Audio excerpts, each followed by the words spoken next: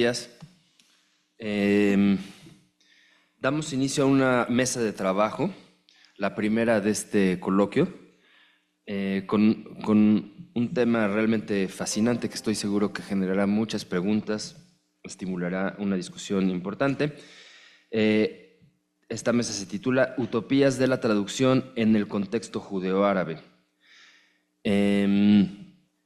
Entonces, puesto que nuestra colega Silvana Rabinovich no puede estar, voy a dar pie primero a Eric Rodríguez Velázquez, que va a dar la ponencia La literatura aljamiada como política del lenguaje y resistencia hermenéutica. Muchas gracias, Eric, y tendremos las preguntas yo creo que al final. Bueno, pues muy buenos días, encantado de estar aquí en esta mesa tan sugerente, que propone tantas lecturas sobre la traducción como práctica, ética, política, que estoy muy contento de estar aquí compartiendo algunas reflexiones sobre la aljamía. La aljamía es quizá una de las literaturas más olvidadas o con poca atención que se le ha puesto por parte de los investigadores, por parte de los filólogos. Requiere un estudio del árabe, requiere también saber español, lo que ha hecho que se haya relegado durante varios siglos. Y también pues es una literatura que cuando yo comencé a estudiarla hace ya algunos años pues era descrita con los adjetivos de misteriosa, ¿no?, de periférica, una literatura de discordia. Incluso varios de los españoles que tenían en su momento en el siglo XVII conciencia de esta literatura, la tomaban como una literatura de transgresión. ¿Y qué es entonces la literatura aljamiada? Porque más que reforzarse esta apreciación, pues se ha debilitado, se ha ido, digamos, disolviendo un poco lo misterioso que hay detrás de la aljamía. La aljamía es básicamente una escritura romance escrita con caracteres árabes, lo cual lo hace una escritura, sí, un tanto rara, un tanto extraña para la época, porque responde a motivaciones muy particulares. Pero la quiero traer aquí porque resulta un archivo privilegiado para poder reflexionar sobre las políticas del lenguaje. También es una suerte de resistencia discursiva ante la homogeneización lingüística, ¿no? Entonces, esta literatura aljamiada, pues es una suerte. Ahí está. Tenemos noticias de la aljamía al menos desde el siglo IX. Quizá uno de los géneros literarios en donde más se podía apreciar la aljamía era en los diwan-es. Los diwan-es es una especie de poemas de exaltación religiosa, de exaltación a Alá, que sobrevivían después de la expulsión de los moriscos en la península ibérica. Si bien en un primer momento varios de los investigadores de la aljamía creían que era a partir del siglo XV, del siglo XVI, particularmente en Aragón, que se daba esta literatura muy particular, tenemos noticias de que está desde el siglo IX. Y antes incluso de la expulsión, que ustedes sabrán que en el siglo XVI se da un edicto en 1566 firmado por Felipe II, que no solamente va a prohibir el uso del árabe, ahorita voy a proyectar es parte de este edicto, sino que va a desencadenar toda una serie de rebeliones. Entre ellas, las más famosas va a ser la rebelión de las Alpujarras, que va a ser de 1568 a 1571. ¿Por qué va a haber una rebelión? Porque básicamente todos los moriscos y también los judíos, pero sobre todo la comunidad morisca, va a ser relegada como algo ajeno, como a un otro a la identidad cristiana y castellana. Todos los vestidos, los ritos, las ceremonias van a quedar expurgadas de la península ibérica. Tan es así que se le va a dar un plazo de 3 años para poder aprender a hablar español. Entonces, Varias cosas van a intentar formar un sentido común para poder ver a la escritura aljamiada como una práctica ajena a la comunidad de Castilla y de Aragón. Va a haber un conjunto de procesos culturales que van a hacer que esta escritura, sobre todo esta escritura árabe, alifática, fuera visto como otra, ¿no? Aquí les pongo algunas citas, sobre todo de testimonios que hablan sobre cómo se iba dando este expurgo del hábitus morisco en la península ibérica. Dice: así somos informados que algunos de los nuevamente convertidos se llaman nombres y sobrenombres de moros. Mandamos que de aquí adelante no se llamen, y si algunos de ellos tienen agora nombre o sobrenombre que suene a moros, lo quite y no se lo llame más, y tome otro nombre de cristiano. Esto es un reclamo en una congregación de Granada en 1526. Ya hay un reclamo de que los moriscos conserven no solamente su identidad a través de la indumentaria, de las ceremonias, de la escritura, del habla, sino incluso de sus nombres. Se va a pedir que se haga una traducción de sus nombres árabes moriscos a nombres castellanos. Incluso dicen aquí Pedro de Valencia en el tratado acerca de los moriscos de España: ellos son de una lengua para conocerse y comunicarse de secreto, y estar de acuerdo para conjuración y para apartarse y discordar de nosotros y tener contrario corazón. Es decir, se va a tratar de asimilar una hostilidad esencial a la escritura del alifato. Incluso varios investigadores van a estar diciendo: bueno, es que nosotros escribimos de izquierda a derecha y los árabes escriben de derecha a izquierda. Eso nos habla de que tarde o temprano va a haber un colapso, de que si tú vienes para acá y yo voy para allá, nos vamos a encontrar en un punto y va a haber un colapso de la escritura. Entonces, hay un sentido común que va a ser del árabe, de la escritura alifática, una metáfora de la incomunicación y del desencuentro. Incluso aquí les pongo esta pragmática real firmada por Felipe II, en donde se está detallando todo lo que va a estar prohibido en la península ibérica a partir de este momento, de 1566. Prohibir hablar, leer y escribir en arábigo en un plazo de 3 años. Anular los contratos que se hicieran en aquella lengua.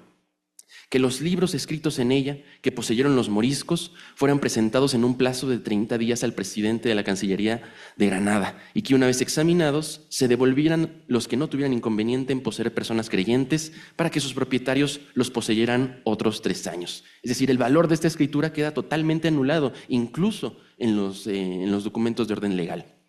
Que los moriscos se vistieran a la castellana. Aquí incluso les pongo una imagen de una de las variadas indumentarias moriscas de la época, no haciéndose marlotas, almalafas ni calzas, y que sus mujeres fueran con las caras destapadas. En fin, es un documento que intenta arreglar todas las costumbres, intenta limitar todos los ritos, todo lo que tiene que ver con el Islam en España, y que se diera una conversión forzosa para poder no solamente hablar español, sino vivir desde el punto de vista cristiano con una fe devota a la fe verdadera, ¿no?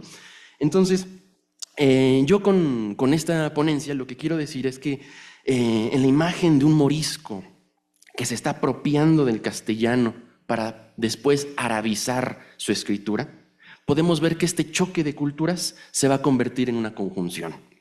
Es un caso muy particular y me parece que queda muy bien en esta mesa con este nombre de Utopías de la Traducción, en donde estamos ante una literatura que está tratando de pensar estas diferencias y hacer que el español y el árabe tengan una especie de continuidad. Es también símbolo de una hibridez identitaria, en un momento en donde la hibridez era tachada de herejía, ¿no? La hibridez identitaria era monstruosa. Por eso los grandes bestiarios de la Edad Media de teratología implicaba ver a los monstruos como una suerte de hibridez. Esto no solamente en la identidad, sino también en los textos. El texto que es híbrido traiciona a la identidad. Entonces, los moriscos de esa época dieron una apuesta muy importante para poderle dar continuidad a estas dos lenguas, para dentro de una hibridez identitaria congeniar los aspectos de la cultura castellana aragonesa con la de los moriscos. ¿De dónde viene aljamía? Aljamía es un término que fue cambiando de significado. En un primer momento se llamaba ayamía, al-lugha al-ayamía, como una suerte de nombrar a todas las escrituras extranjeras. En árabe, ayamía quiere decir eso precisamente, extranjero, en oposición a la lengua árabe, al-lugha al-arabiyya. Con los años se va cambiando este significado y para abarcar a todos este conjunto de textos que implicaban un romance o una escritura romance, pero escrito en árabe. Así, estos textos, en un primer momento, pues, tenemos noticia, gracias a los procesos inquisitoriales en Zaragoza, en Toledo, en Cuenca, en Valencia, donde tenemos los procesos completos del Santo Oficio, que la gente hacía uso de esta aljamía. Incluso muchos de estos textos no solo eran religiosos, sino que tenían algunos libros de caballerías, algunos sí tienen temáticas religiosas, pero también hay poesía, ¿no? Hay toda una amplia variedad de géneros que no se limitan únicamente a lo religioso, y que son una fuente invaluable también para conocer no solamente el árabe, sino también el español, porque mezclan también no solamente palabras en castellano, sino tienen un montón de arabismos, de latinismos, de expresiones islámicas, que los hace documentos para el estudio histórico de las lenguas iberromances. Aquí les pongo una imagen de uno de los libros quizá más emblemáticos de esta literatura, que es la Tafsira del mancebo de Arévalo, un morisco que fue forzado a la conversión en el siglo XVI y que es un texto que retrata muchos de los aspectos religiosos de los musulmanes: cómo se ora adecuadamente, cómo orar si estás de viaje, si te encuentras lejos de tu hogar. Es decir, es una suerte, como el mismo nombre lo dice, tafsir, que es un texto que va a poder exponer las minucias del tema religioso, y que recuerda también a ese otro tratado que se llama Tafsir de Saadia Gaon, que lamentablemente no está aquí Silvana también para poder dialogar con ella, pero remite mucho a estas ansias de poder hablarle a los mudéjares, para que ya tenían conciencia del idioma español, y poder preservar el registro de estas tradiciones. Esto es la Tafsira de Mancebo de Arévalo. Otro de los textos más conocidos que hacen uso de la aljamía es la Qasida de Yusuf, que es el poema de Yusuf, que no es otra cosa que el relato bíblico mezclado también con el relato coránico de José.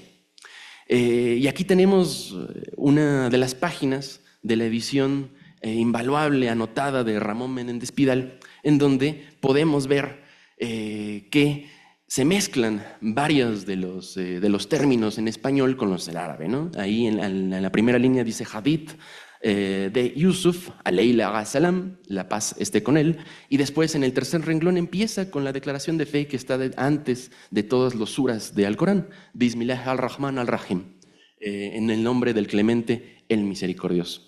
Y posteriormente empieza a sonar el castellano. Tendrá grafías árabes y sin embargo esto es castellano. Dice: en el nombre del alto y el verdadero, honrado y cumplido, Señor, Rey franco y poderoso, ordenador certero. Y aquí nos vamos dando cuenta no solamente de cómo se pronunciaba el español, sino nos damos cuenta también del léxico que se usaba en la época para poder hablar de los motivos religiosos islámicos. Bueno, muy rápidamente, la aljamía se ha estudiado así, con una creación castellana en 1455 a 1462, que sin embargo ya había algunos tratados de botánica, incluso antes, que hacían uso de esta aljamía. Hay anotaciones en los márgenes de ciertos manuscritos que la usan, pero usualmente se pone un punto de inicio aquí en la creación castellana de 1455. Después pasa de Castilla a Aragón, a partir de 1462 y hasta 1525, esto también de la mano del mancebo de Arévalo, que es el que lo lleva a la aljamía de Castilla-Aragón, y después de la etapa de cristianización forzosa existen también unos textos que son los que usualmente se han estudiado como los que los moriscos escondían en sus casas, en pisos falsos, en paredes huecas, y que se han estado encontrando después de que varios de los constructores en Castilla y Aragón destruían las mezquitas, destruían estas casas y encontraban los libros como un tesoro invaluable, ¿no? Entonces, miren nada más, esto es una radiografía de todo lo que se puede encontrar en Aljamía, que no es nada más textos religiosos. Sí, hay las ciencias coránicas, las ciencias de los hadices, pero también hay tratados de gramática, de lexicografía, sermones, polémicas, textos jurídicos, literatura piadosa como plegarias, profecías, autobiografías, viajes, gestas expansionistas, ¿no? Y un montón de textos que nos invitan nuevamente a revisar el para qué se usaba esta literatura. Entonces, para ir puntualizando algunas de las cosas que yo noto después de revisar nuevamente esta literatura. No era una cuestión extraña, no era una cuestión tan misteriosa el uso de la aljamía como se tenía en cuenta en los siglos XVI o XVII. Lo cierto es que como parte de un panorama lingüístico, sí, se hablaba y escribía en árabe, se hablaba y escribía en latín vulgar, se escribía latín vulgar con grafía árabe y se hablaba en árabe y se escribía con signos latinos. Es decir, la aljamía, hay quienes dicen que era una de las lenguas más usadas en todo el periodo de Al-Ándalus. No era extraño estas combinaciones. Más bien, se trató de hacer durante varios siglos la idea de que las culturas eran separables, que eran muy heterogéneas, muy puras, en donde la hibridez textual iba a ser problemática, cuando no es verdad. Cuando incluso en el tratado, cuando se dice que se da unos 3 años para que los moriscos aprendan español, pues muchas de estas comunidades ya hablaban español, no les representó realmente un problema esto. El problema era la escritura, porque eran comunidades bilingües, eran comunidades que se movían, iban y venían dentro de los dos registros. Entonces, las preguntas de las cuales pues yo quiero motivar una reflexión colectiva es que aquí la aljamía no busca una equivalencia plena. Y yo creo que esto es algo digno de mencionarse en una mesa sobre traducción. No es una equivalencia plena, sino que produce una opacidad estratégica que desafía a la lengua colonial de la traducción como una herramienta de control. Es decir, la traducción aquí no es una transparencia absoluta, sino es una cicatriz que se habita y que no intenta desaparecer esa extrañeza. Implica entonces la traducción una especie de negociación entre hospitalidades, una negociación entre hospitalidad y pérdida. Yo creo que la aljamía en este punto podemos decir que es un abrirse a la lengua del otro para poder sobrevivir, pero con el riesgo de diluir lo propio ante lo otro. Creo que eso es, digamos, la dicotomía que se plantea en la aljamía. ¿Cómo podemos habitar una lengua dominante sin quedar completamente absorbida por ella? Y yo creo que es una pregunta pues bastante contemporánea que nos puede convocar actualmente en una mesa de traducción y sin embargo también nos da algunas pautas sobre cómo pensar la traducción. Una traducción sin desplazamiento lingüístico completo en la que se adopta la lengua hegemónica para asegurar inteligibilidad, para asegurar circulación, pero que se conserva el sistema gráfico de la lengua minorizada como un gesto de memoria, de identidad y de disidencia simbólica. Yo creo que para ir cerrando puedo concluir que esta práctica sí va a poner en tensión las concepciones clásicas de la traducción como tránsito, como una suerte de tránsito entre lenguas claramente delimitadas, puras, inamovibles, y permite pensarla como una operación situada en relaciones asimétricas de poder. Por eso creo que también la aljamía nos deja pensando que las lenguas no son meros instrumentos de comunicación, también son modelos de habitar el tiempo, la memoria e incluso una idea de lo sagrado. Bueno, no sé cuánto voy de tiempo, pero me parece que aquí lo dejo para poderle dar pie a las demás ponencias. Muchísimas gracias.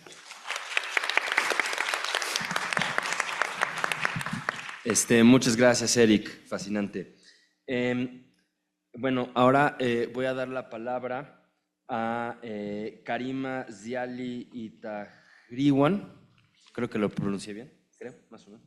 Se puede traducir, el título de su ponencia es ¿Se puede traducir una emoción? Xuma y el problema epistemológico de la vergüenza.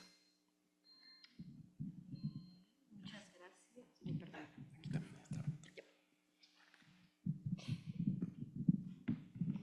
Muchas gracias por la presentación y muchas gracias también por organizar este coloquio. Se me escucha bien, ¿no? A ver, voy a poner esta presentación. Bueno, si me ayudan mejor. Bueno, pues voy a empezar un poco presentando de qué va esta intervención. Mi intervención es parte de un capítulo de mi tesis doctoral que lleva por título Experiencias sexuales de mujeres jóvenes de tradición islámica y secular. Es una autoetnografía analítica dialogada con historias de vida de otras mujeres con las que compartimos pues, discursos, experiencias de vida, también digamos el contexto migratorio en el que vivimos y aunque empezó como una etnografía, pues evidentemente me interpelaba demasiado como para mantenerme al margen como investigadora, ¿no? Entonces, lo que yo presento aquí es un capítulo de esta tesis doctoral en la que me cuestiono evidentemente por por esta noción, xuma, que viene a traducirse normalmente como vergüenza, y me cuestiono un poco pues, la última pregunta que ha comentado mi compañero, evidentemente, que es creo la que más nos interpela, cómo hacer traducciones, cómo llevar a cabo estos procesos de traducción sin caer en una equivalencia, ¿no?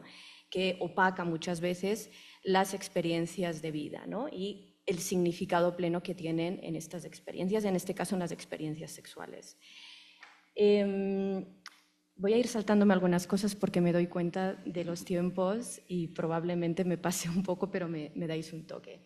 Bien, parto de una hipótesis que yo creo que es muy evidente, que es esta: traducir una emoción no consiste simplemente en trasladar un significado, sino en intervenir en un régimen afectivo encarnado, que es un poco lo que voy a tratar de explicar. ¿Qué es esto del régimen afectivo? ¿De dónde viene? ¿Y qué tiene que ver con la noción de xuma, entre comillas, vergüenza, ¿no? Y evidentemente la pregunta que surge a partir de aquí, como para problematizar esta cuestión, es si se pueden realmente llegar a traducir las emociones.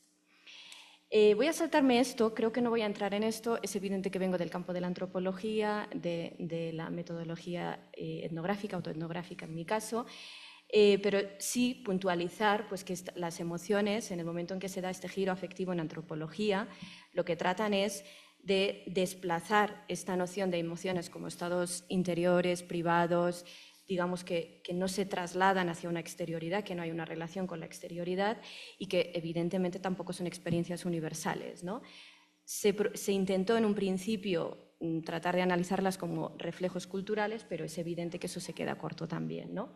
Y las emociones empiezan a entenderse, sobre todo a partir de trabajos de los años 60, 70, como prácticas relacionales, ¿no? Como formas de conocimiento situado, es decir, atravesadas por diferentes capas subjetivas y sociales, ¿no? Como la raza, el sexo, género, etc., ¿no? Voy a la cuestión, digamos, que creo que es lo más interesante. Este apartado me gustó mucho titularlo de esta manera, Todo es xuma, porque aparece en un diálogo que tengo con una chica, con una conversación. Empezó como una entrevista, pero cuando abordamos estas cuestiones en relación a la sexualidad, esas entrevistas semiestructuradas pasan a ser conversaciones, ¿no? Y sí que es verdad que cuando me dijo esto, en un momento pues lo anoté en mi diario de campo, pero no le presté más atención, ¿no? Y como todo, pues termina volviendo con más valor y más importancia, ¿no? ¿Qué quería decir o cómo se trasladaba esta expresión, todo es xuma, digamos, en los enunciados que ellas utilizaban, ¿no? Es decir, cómo se explicita, cómo se encarna en diferentes expresiones. Aquí os pongo algunos ejemplos, ¿no? Tú me entiendes, ¿no? Es decir, cuando se dicen estas cosas sin decir exactamente lo que quieres decir, siempre hay como un significado oculto, ¿no? Ya sabes cómo somos, a nosotras no nos da igual, y hay algo que yo creo que si no formamos parte de este contexto o de este régimen afectivo que digo yo, pues es muy difícil de de saber qué quiere decir, ¿no? Te hacen así, gesto con el dedo índice que se desliza por la mejilla, quiere decir literalmente esto, ¿no? Cuando se hace esto en determinados contextos, quiere decir que eso que acaba de pasar o eso que acabas de expresar es Hashuma, ¿no? A partir de aquí clasifiqué diferentes experiencias, digamos, según la intensidad emocional que despertaban en relación a esta noción de Hashuma, ¿no? Por ejemplo, cambiar de canal ante escenas eróticas, ¿no? Estamos viendo una película o una serie o lo que sea y aparece una escena pues, de carácter erótico, se cambia de canal. Sobre todo si estás con la familia o con pues, personas que consideras que eso va a crear cierta barrera, ¿no? Cierta resistencia. Controlar ciertas formas de exposición corporal, evitar muestras de afecto frente a la familia, ¿no? Todo esto generaba cierta emocionalidad relacionada con esta idea de Hashuma, pero digamos que no generaban tanta intensidad como otras experiencias que yo sí he clasificado como de alta intensidad emocional. Por ejemplo, la cuestión alrededor de perder la virginidad, ¿no? Es un tema que nos atraviesa a todas de manera muy intensa. Ser vista con un chico en espacios públicos y sobre todo si es un chico pues, que no es musulmán o con el que no estás casado o no es ningún familiar, ¿no? Vestir ropa, y lo pongo entre comillas, demasiado reveladora, pues porque evidentemente se percibe como que mostrar el cuerpo es algo que si es visto puede crear una alta intensidad emocional. Todo esto, de alguna manera, estas clasificaciones de experiencias, en el fondo lo que hacen es delimitar, ¿no? Lo que se puede pensar, lo que se puede decir, lo que se puede hacer. Crean un límite, una superficie clara entre lo pensable y lo impensable, ¿no? Aquí pongo dos términos porque una de las cosas que sí que es verdad que me ha ido pasando es que cuando hablaba con personas norteafricanas de la zona occidental, sí remitían al término Hashuma, que es un término en Darija, que es el árabe dialectal marroquí, ¿no? En cambio, cuando hablaba con personas pues, de origen libanés, sirio, palestino, remitían más al término Aib, que de alguna manera podríamos decir que es equivalente, pero también hay sus matices. Aquí voy a usarlas como muy paralelas para no entrar, digamos, a definirlas de manera específica, pero sí remiten a las mismas experiencias, ya sean de baja intensidad como de alta intensidad.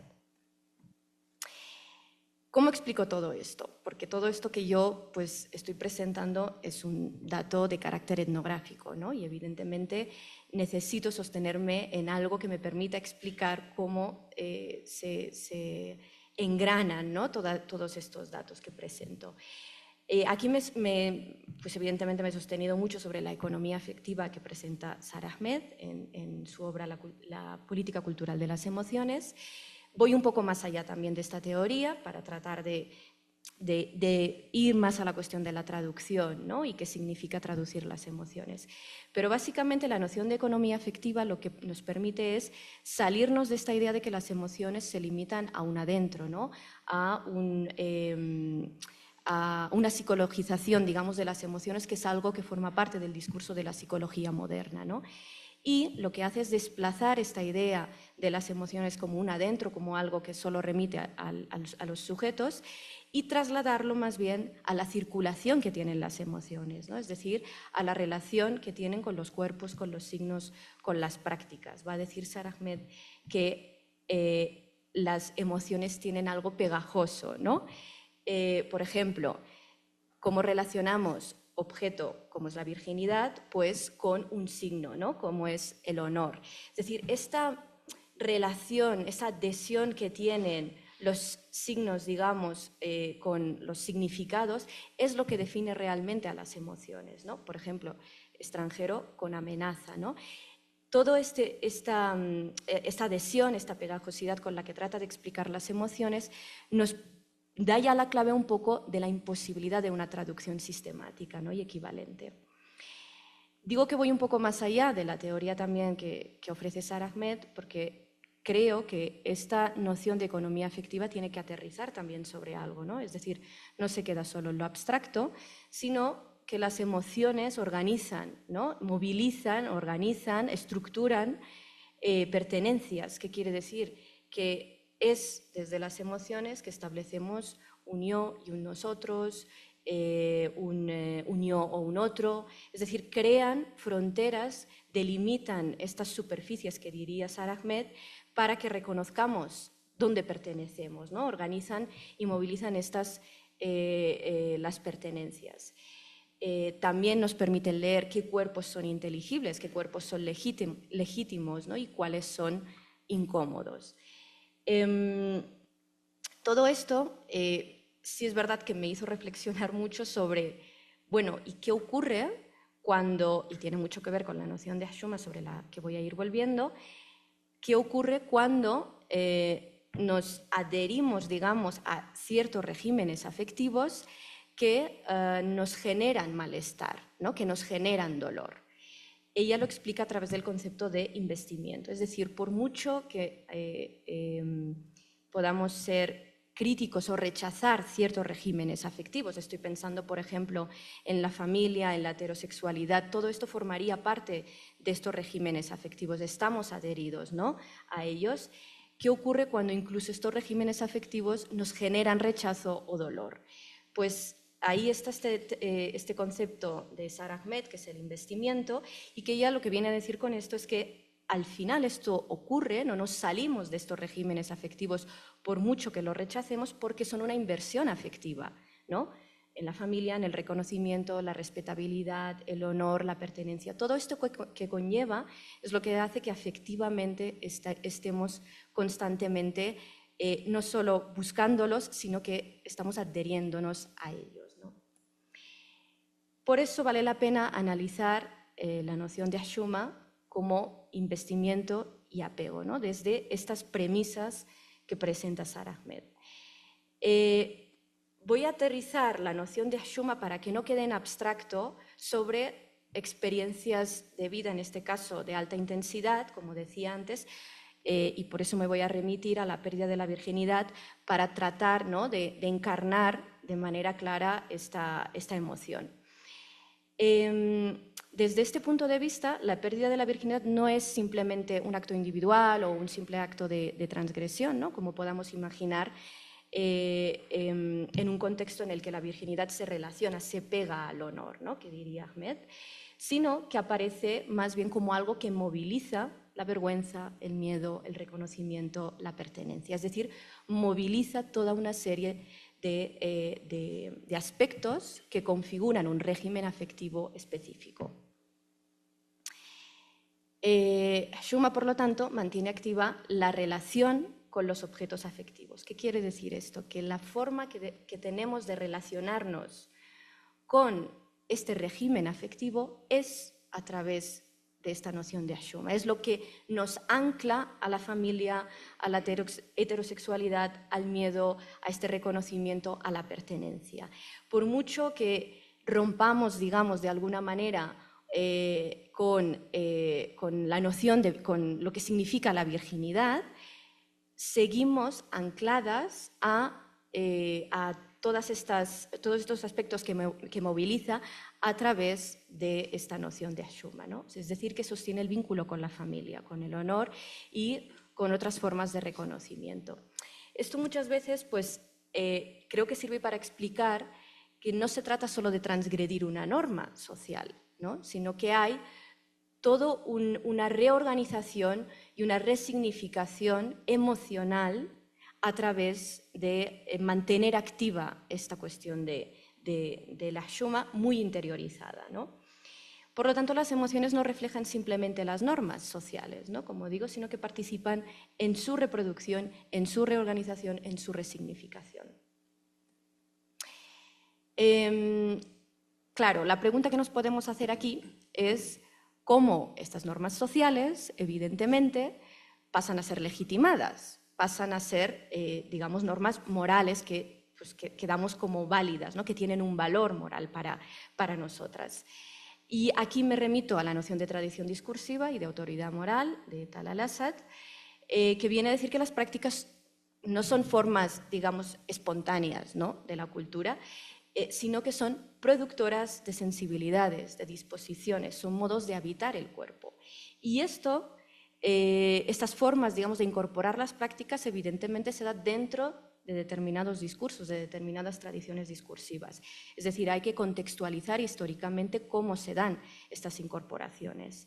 Tanto el Islam como el secularismo son tradiciones discursivas, evidentemente, que legitiman ciertas prácticas, que por lo tanto autorizan ciertas sensibilidades y organizan estas formas de relacionar el cuerpo y la sexualidad, ¿no? Estos regímenes afectivos están anclados a las tradiciones discursivas. Y eso es lo que tenemos que tener en cuenta si queremos entender bien qué significa Xuma en las experiencias sexuales de estas mujeres, ¿no? De nosotras. Por lo tanto, las emociones adquieren inteligibilidad, es decir, están sujetas a un reconocimiento y a un conocimiento dentro de contextos discursivos específicos, ¿no? De tradiciones discursivas específicas. Voy a ir terminando. Creo que voy a explicar esto y voy a saltar a las conclusiones mejor.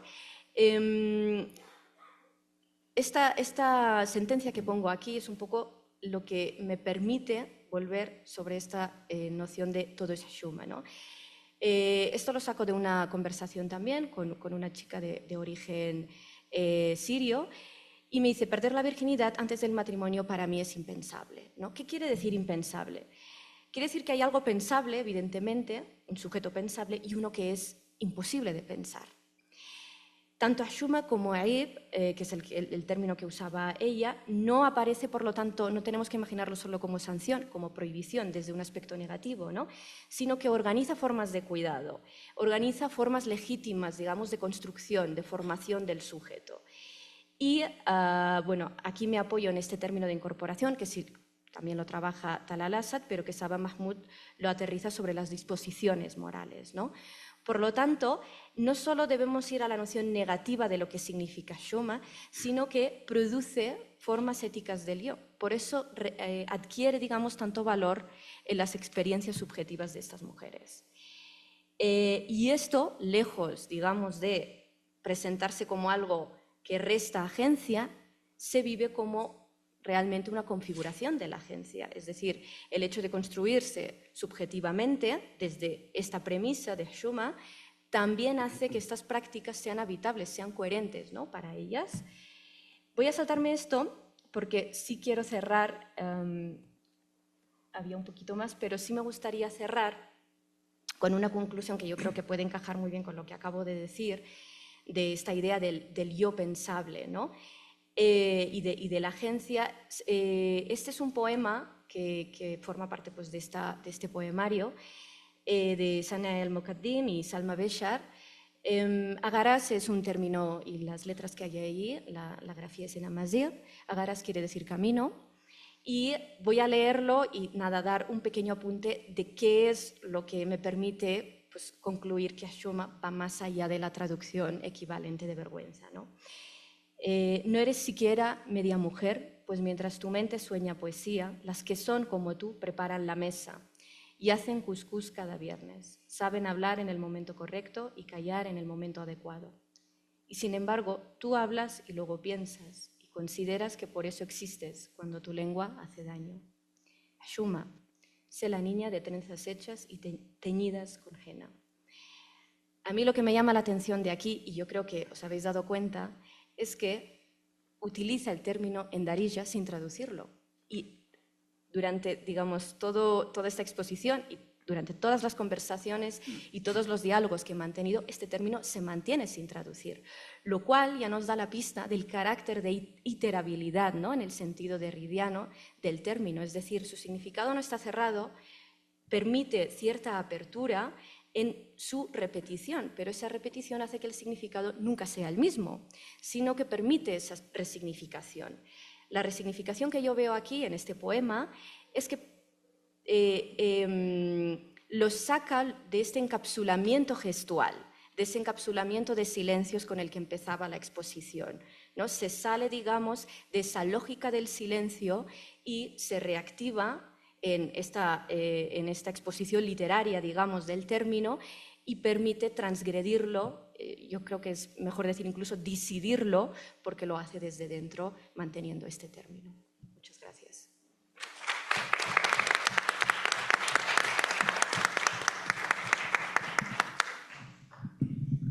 Muchas gracias, Karima.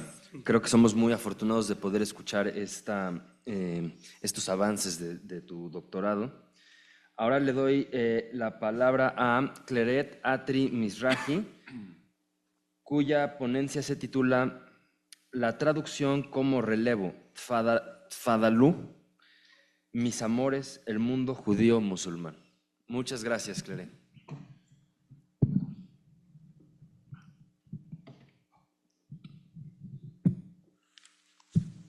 Muchas gracias. ¿Me escuchan? Perfecto, gracias. La desaparición súbita de árabes judíos del Medio Oriente, tanto del imaginario social como de la historia en el mundo árabe y en Occidente, está entretejida con agendas coloniales y nacionales que se consolidaron a lo largo del último siglo.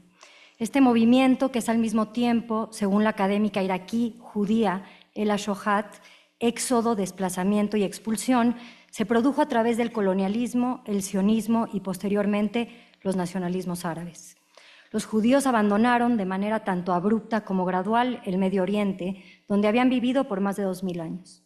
Antes de las tensiones y desplazamientos provocados por el colonialismo y el sionismo, los judíos de la región estaban cultural y políticamente imbricados en la cultura árabo-musulmana. Este trabajo se sitúa en torno al árabe judío, existencia, por decirlo de algún modo, poco conocida, poco reconocida, que permite desbordar ciertas categorías ontoepistemologías determinadas por el colonialismo y el Estado-nación moderno.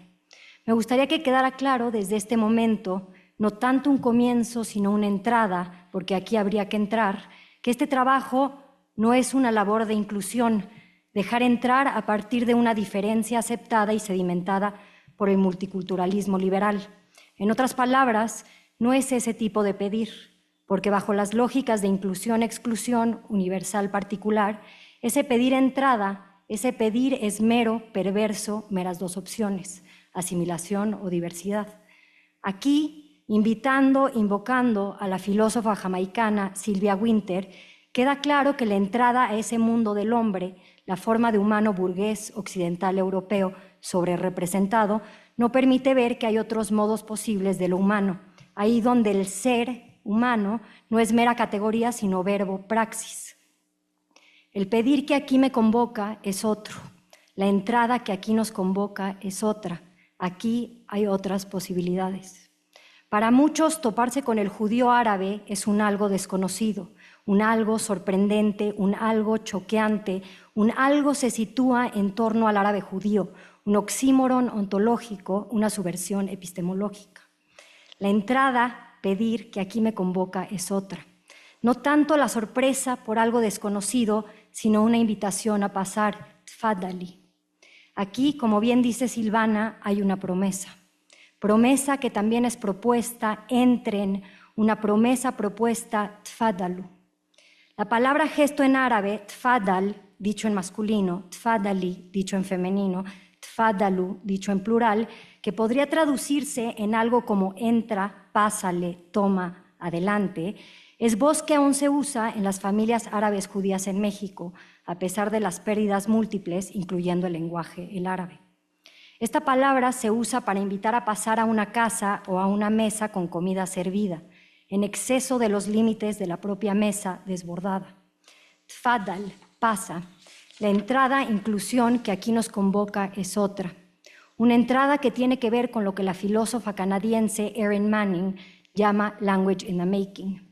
La traducción, un algo complicada. Tiene que ver con lo que yo llamo lenguaje poético, lo que uso para hacer teoría poema.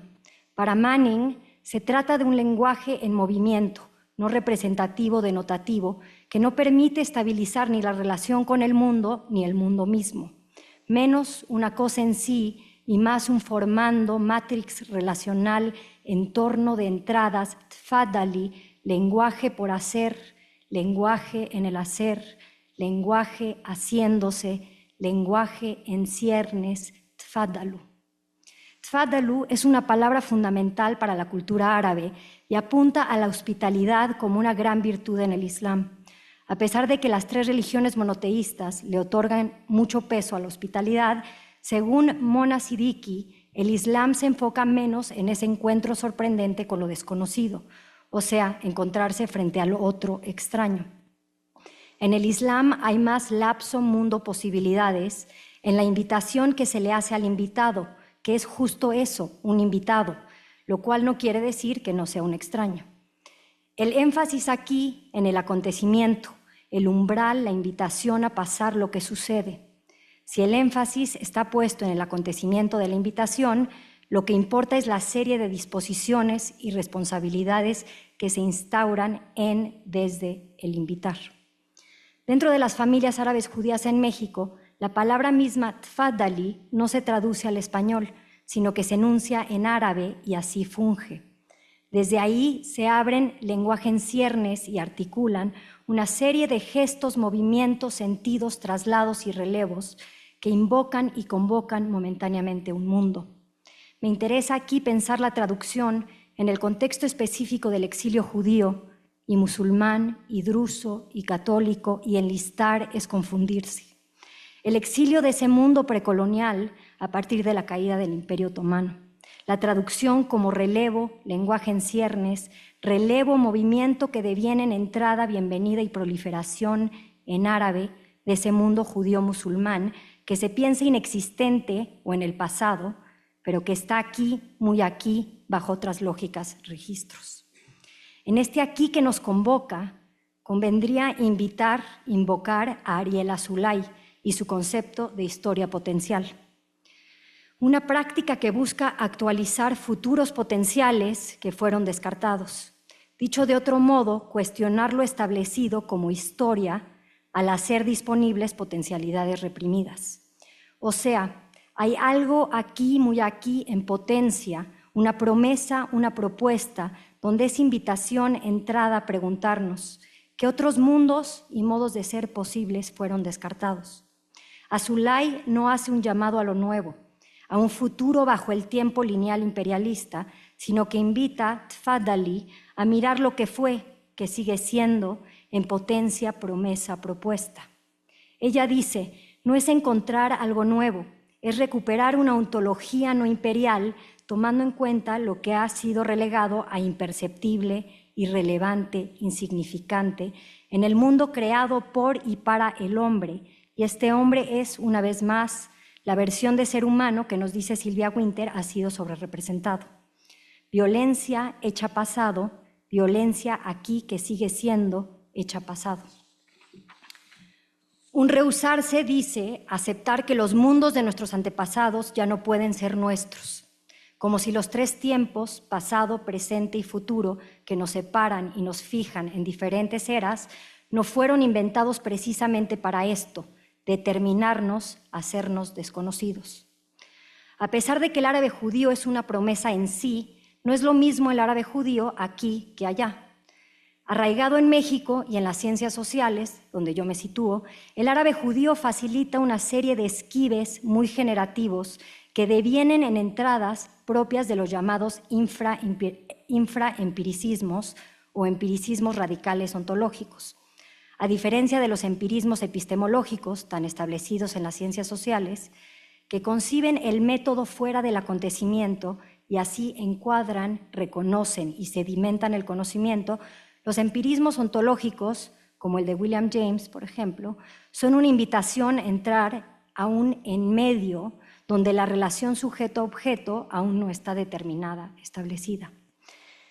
La investigación crítica y el activismo en el llamado Norte Global, iniciada en la década de los 90, se ha centrado en los borramientos históricos provocados por el sionismo. Esto mediante la recuperación de siglos de años de historia judeo-musulmana y mediante la representación política, visibilidad, voz e identidad del árabe judío. Sin embargo, los judíos de Medio Oriente que llegaron a México se han inclinado menos hacia un existir a partir de una identidad o un sujeto político consolidado. De alguna manera, los árabes judíos en México apuntan a aquello que no puede ser contenido ni borrado por las categorías epistemológicas, ontológicas, que se nos ofrecen como generosas, por ejemplo, la representación y la ciudadanía. Dado que las diásporas, en este caso de Medio Oriente, no me refiero al concepto sionista de diáspora del Estado moderno de Israel, se establecen en distintos lugares, los retornos, entradas, toman caminos diferentes. Los judíos que llegaron a México han tenido una experiencia distinta a la de los judíos que fueron desplazados a Israel, Palestina o al norte global. Es distinto ser árabe judío en México, y esta es mi propuesta, donde la realidad cotidiana tiene poco que ver con la impuesta dicotomía árabe versus judío y con la aniquilación de Palestina. El Shami Halevi en México, como se denominan dos grandes comunidades aquí, Shami de Sham, Damasco, y Halevi de Halab, Alepo, es el árabe judío como práctica relacional, donde lo árabe, por decirlo de algún modo, no es provisional, contradictorio, prohibido ni se disputa, sino que es un hecho, en práctica un lugar. El judío árabe en México, poco determinado, consolidado, es repertorio de gestos, ritmos, voces y movimientos. Y aquí invoco a Diana Taylor, con su concepto de repertorio como un sistema de memoria y conocimiento en el cuerpo que actúa como un acervo de actos efímeros y performativos. El árabe judío en México, en su exceso irrelevante para la lógica liberal de inclusión-exclusión, apunta a un mundo proscrito y, sin embargo, aún vividamente presente, el mundo judeo-musulmán.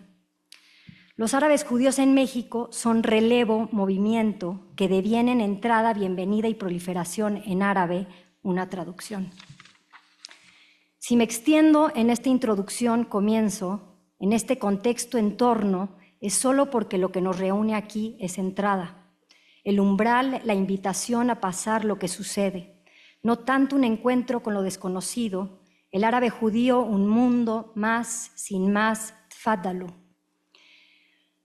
La comida de los viernes, una comida que sucede todas las semanas en casas sirias en México, donde se lleva comiendo la misma comida árabe por generaciones, agrio, kibbeh, arroz y chícharo.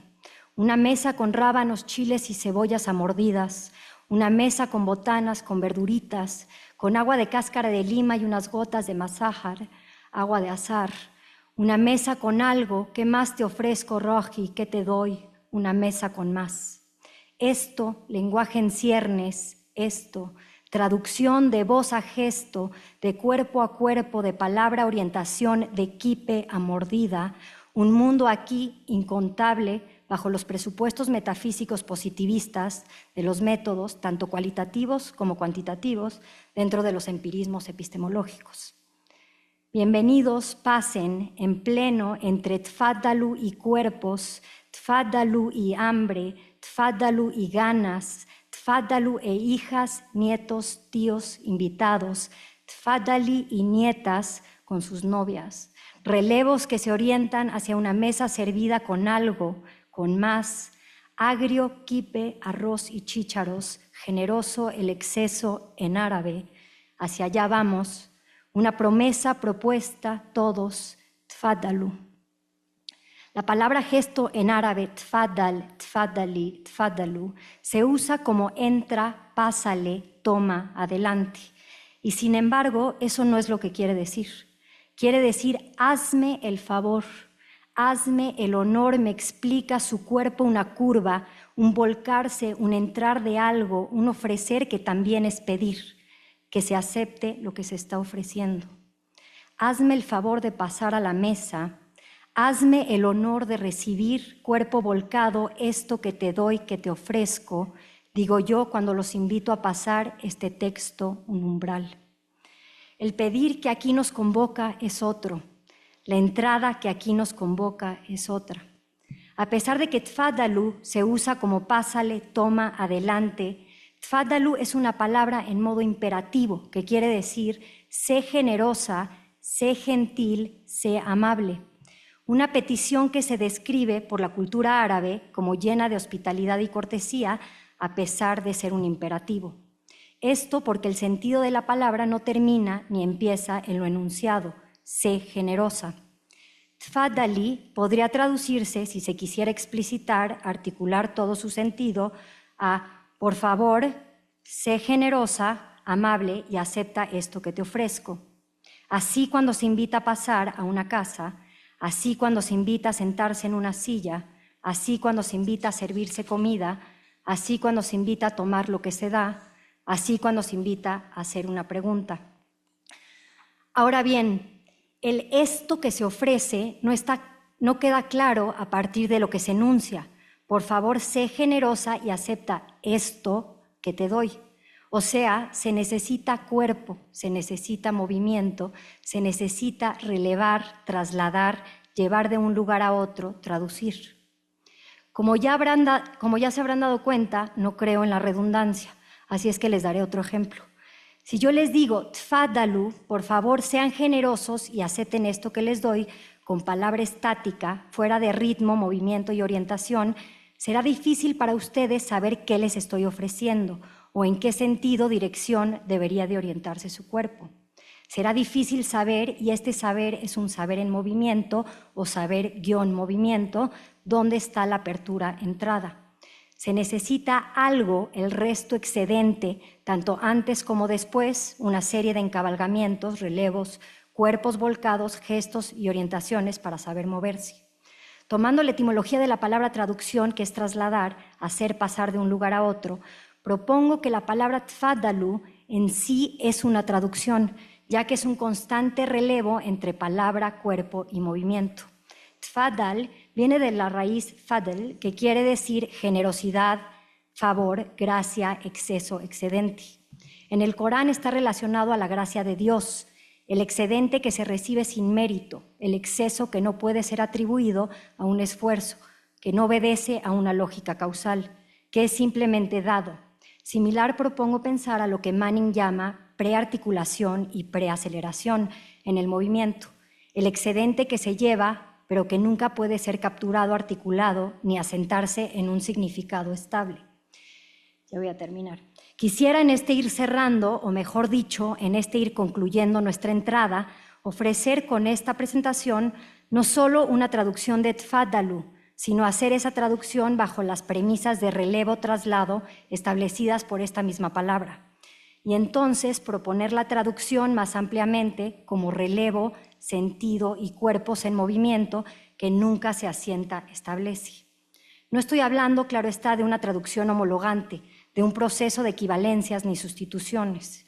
Estoy proponiendo traducción como, por favor, palabra enunciada, cuerpo, sé generosa, movimiento, cuerpo si acepta, ritmo, hambre, esto, agua de azar, algo, invitación que te ofrezco, mundo.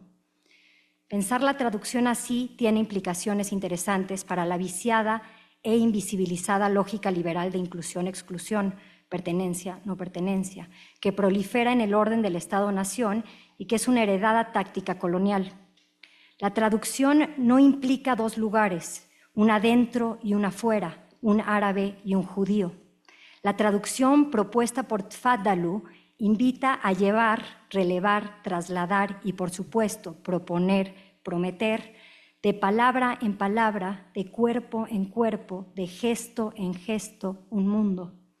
Tfadalu, mis amores, aquí, muy aquí, el mundo judío-musulmán.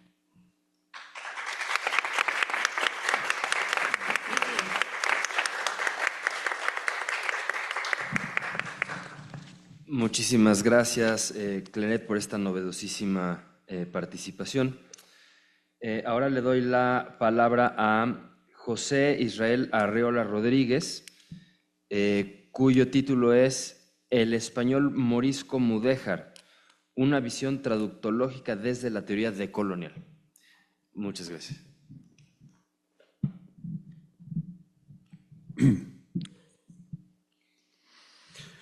Bueno, pues el tiempo corre, así que espero también tomar algunos atajos. Bueno, para completar un poquito lo que ya se definió sobre la aljamía y sobre lo que yo hago actualmente con la aljamía, normalmente miramos hacia atrás. Desde el presente miramos hacia la aljamía hacia atrás y lo que yo estoy haciendo es al revés, es mirar desde la aljamía hacia el futuro. Esta es mi traducción de un texto contemporáneo, El Principito, al español aljamiado. Y pues voy a leer simplemente algo aquí, antes de entrar en las reflexiones traductológicas. En el contexto de la península ibérica, aljamía es el nombre común de las formas históricas de las lenguas romances, escritas con caracteres árabes, aljamía arábiga, o con caracteres hebraicos, aljamía hebraica. Dependiendo de la época, del lugar o de la situación de comunicación, se ha utilizado el término para designar el sistema de escritura empleado o bien para designar la variante de la lengua plasmada en los textos escritos. Sobrepasando su utilidad comunicativa inmediata, las aljamías figuraron como íconos identitarios y religiosos, medios de resistencia cultural de las minorías hispano-musulmanas, pero también destacaron como formas expresivas con una estética fascinante y un potencial creativo invaluable. La aljamía que presentamos en esta publicación pretende retomar los retos que le ha planteado en cada lugar y circunstancia la evolución natural de las lenguas romances a lo largo de los siglos.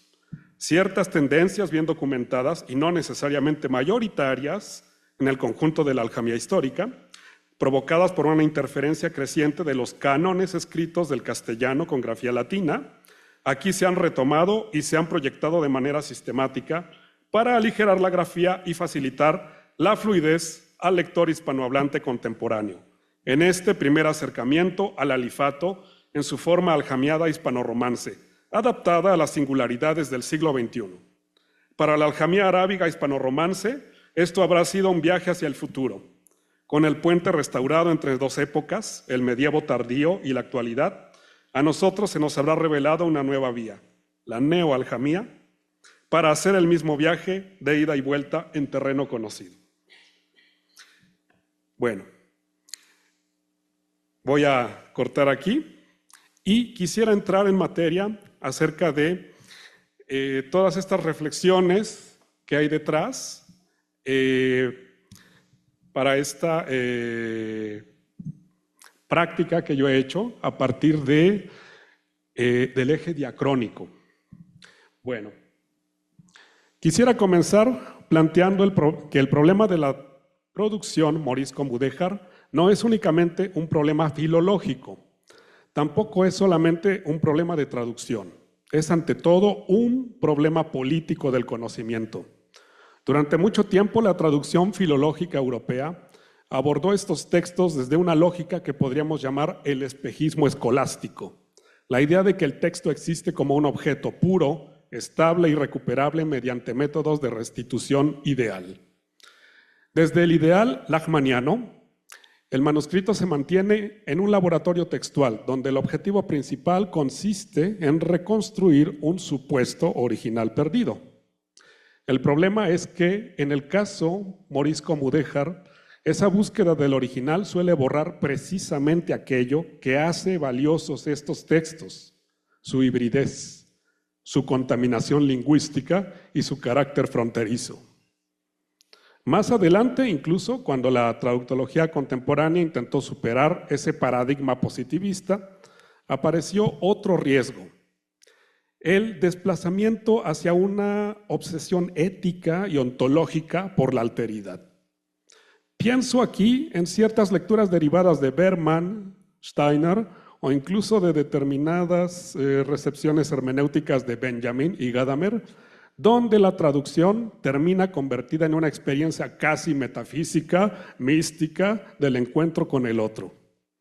Sin duda, estas perspectivas resultan útiles para comprender fenómenos de domesticación, extranjerización o violencia cultural, pero también producen un efecto problemático.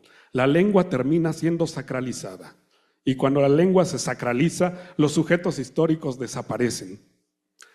La lengua deja de ser quién traduce, para quién traduce y bajo qué condiciones de poder, y pasa a convertirse en una pregunta abstracta sobre el ser, la alteridad o la imposibilidad de su equivalencia.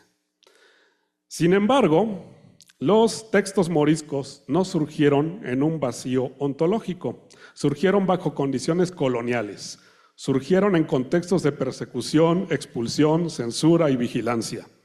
Por eso, quizás el debate deba desplazarse hacia otro lugar. no solamente hacia cómo interpretamos la lengua, sino hacia cómo democratizamos el acceso al conocimiento que estas comunidades produjeron. Aquí resulta importante recuperar dos líneas fundamentales. Por un lado, la traducción intralingüística de Jacobson, porque permite comprender la aljamía no como una anomalía lingüística, sino como un dispositivo de mediación cultural.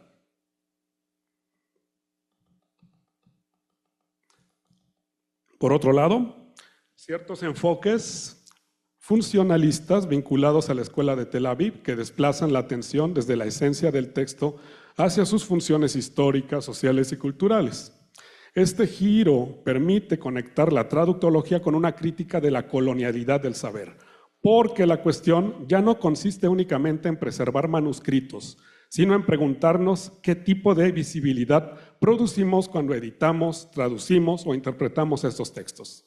¿La aljamía se convierte en patrimonio muerto o permanece como herencia viva? Existe una diferencia enorme entre museificar una escritura y mantenerla activa como espacio de resignificación cultural. La pregunta fundamental entonces es la siguiente: ¿lo que hacemos con la aljamía le resta o le suma visibilidad? ¿Potenciamos su capacidad para resignificar la escritura islámica en castellano? ¿O la reducimos a un objeto folclórico dentro de un laboratorio académico?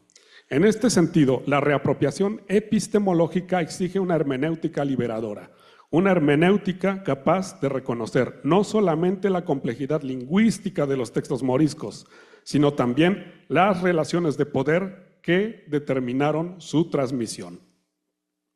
Porque descolonizar el conocimiento no significa únicamente recuperar archivos, significa transformar las formas mismas en que los leemos.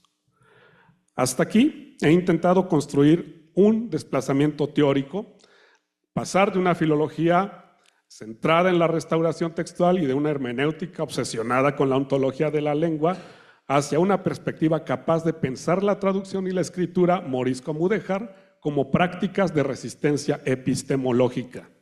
A partir de este marco, la exposición avanzará, mi exposición, en tres movimientos. Primero, abordaré la elaboración discursiva de la producción morisco-mudéjar. Me interesa analizar cómo estas comunidades construyen sentido dentro de condiciones coloniales específicas.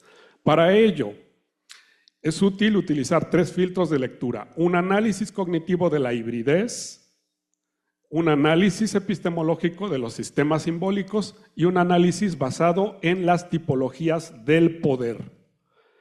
Desde aquí se pueden explorar fenómenos como la reconstrucción cultural, la reapropiación lingüística y las posibilidades o límites de una reparación histórica. Conceptos como sociología de las ausencias, subalternidad y agencia cultural permitirán comprender cómo estas textualidades producen formas alternativas de memoria. En un segundo momento me gustaría pasar a la praxis traductora. Ya no se trata únicamente de analizar cómo los moriscos elaboran discurso, sino cómo nosotros como mediadores contemporáneos seguimos transformando ese legado mediante ediciones, traducciones, transliteraciones y dispositivos académicos de interpretación.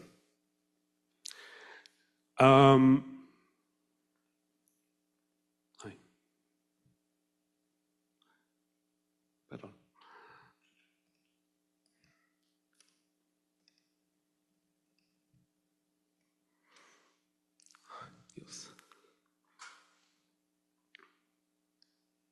La pregunta aquí será profundamente autocrítica. ¿Nuestras prácticas de traducción amplían la inteligibilidad de estos textos o reproducen nuevas formas de invisibilización? Finalmente, propondré una reflexión conclusiva a partir de la noción de Sprachbund desarrollada por Javier Casasas-Canals, que es la posibilidad de pensar comunidades lingüísticas no solamente desde filiaciones genealógicas, sino también desde pertenencias culturales y religiosas compartidas. La hipótesis final será que una nueva narrativa, traductológica, pedagógica y decolonial, no solamente es necesaria, sino posible. Después de haber cuestionado ciertos modelos tradicionales de lectura, desde el ideal lachmanniano hasta determinadas obsesiones ontológicas de la hermenéutica contemporánea, quisiera desplazar la discusión hacia el terreno de la elaboración discursiva, porque la pregunta ya no es únicamente cómo traducimos los textos morisco-mudéjares. La pregunta es cómo producen sentido bajo condiciones coloniales. Y para responder esto, propongo 3 filtros de análisis. Primero, un análisis cognitivo de la hibridez. Segundo, un análisis epistemológico de los sistemas simbólicos. Y tercero, un análisis desde las tipologías del poder. Porque las estructuras políticas no solamente organizan impuestos, territorios o jerarquías religiosas, también organizan la circulación del conocimiento. Determinan quién puede escribir, en qué lengua, con qué alfabeto.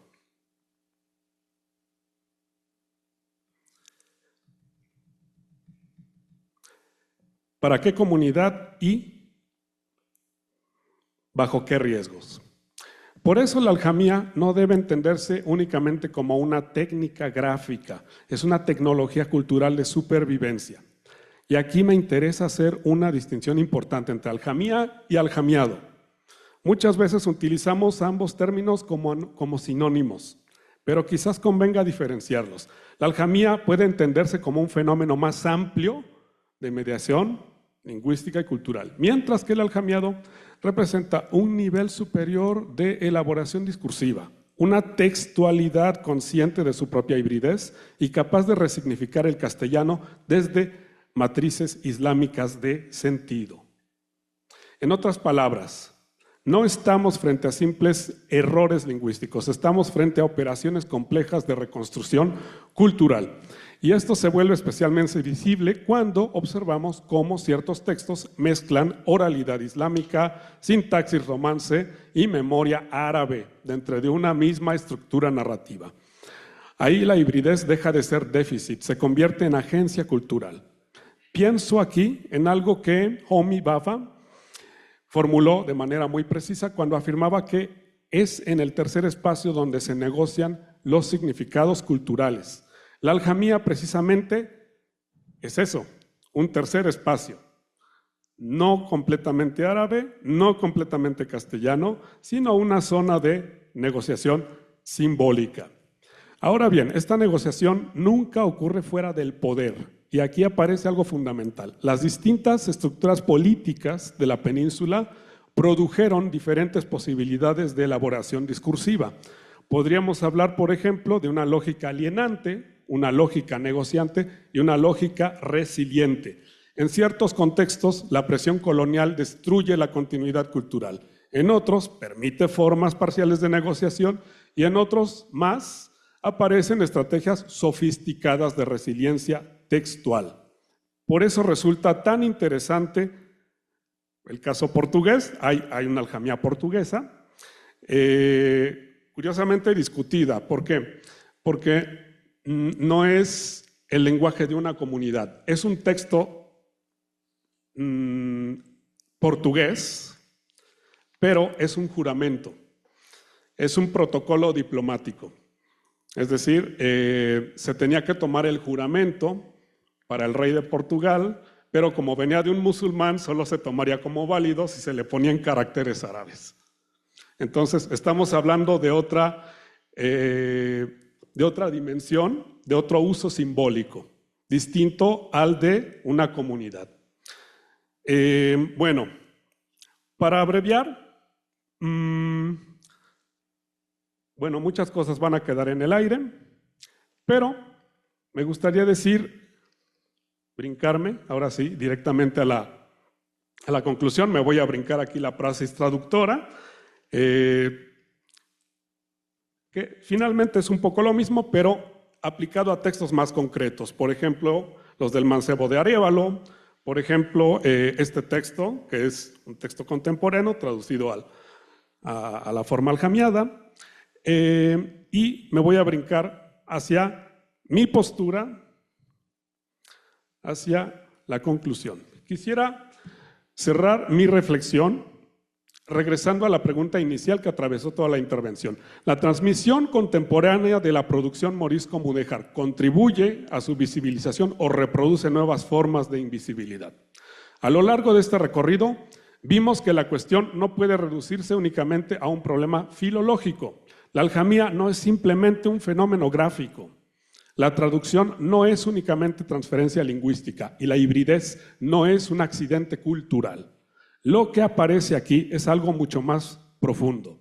La existencia de comunidades que utilizaron la lengua dominante para preservar memorias, símbolos y formas alternativas de conocimiento. Por eso quizás debamos abandonar ciertas narrativas tradicionales sobre identidad lingüística en la península ibérica, porque durante mucho tiempo pensamos la lengua únicamente desde modelos genealógicos, familias lingüísticas, orígenes etimológicos, continuidades nacionales, pero la experiencia morisco-mudéjar nos obliga a pensar otra posibilidad. Y aquí resulta sugerente la noción que ya había mencionado del Sprachbund, propuesta por Casasas-Canals. La idea de que las lenguas pueden establecer vínculos no solamente por parentesco filológico, sino también por pertenencia simbólica, cultural o religiosa. Eso significa que dos lenguas pueden compartir horizontes de sentido incluso cuando pertenecen a familias distintas. La aljamía representa precisamente ese espacio, un castellano islamizado semánticamente, una lengua romance atravesada por memorias árabes, un sistema híbrido donde la pertenencia religiosa reorganiza la experiencia lingüística. Y quizás aquí radique una de las principales enseñanzas de esta producción textual.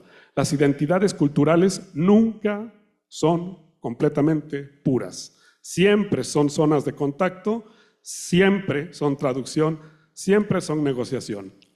Por eso la cuestión ya no consiste únicamente en conservar manuscritos. La verdadera pregunta es: ¿qué narrativas queremos construir hoy a partir de ellos?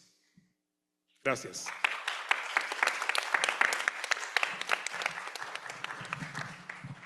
Muchísimas gracias, José. Dejas muchas preguntas muy interesantes sobre la mesa y se relacionan muy bien con todo lo expuesto hasta ahora.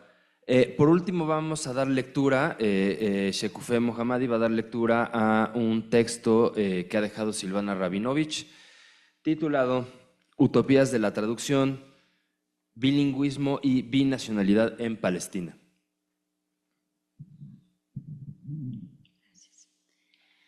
Utopías de la traducción, bilingüismo y binacionalidad en Palestina, por Silvana Rabinovich, Seminario de Hermenéutica del Instituto de Investigaciones Filológicas de la UNAM.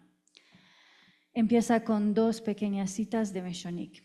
La utopía impone una necesidad de la crítica, que es el estudio de los funcionamientos y las historicidades.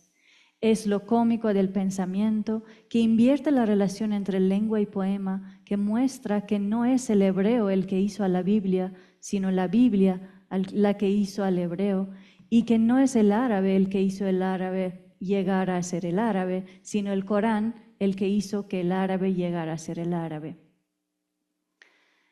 Y los textos religiosos son sin duda, en relación a los textos comúnmente recibidos como literarios o filosóficos, lo que lleva a su punto más alto el desafío ético y político del traducir, porque son por esencia los que muestran lo teológico-político, por consiguiente la política de cada traducir. Traducir Dios o Alá es político. Traducir es un acto ético y político, siempre lo es, aún o sobre todo cuando pensamos que no lo es. El tercer epígrafe de Henri Meshonik, concerniente al nombre de Dios, es una traducción, es elocuente.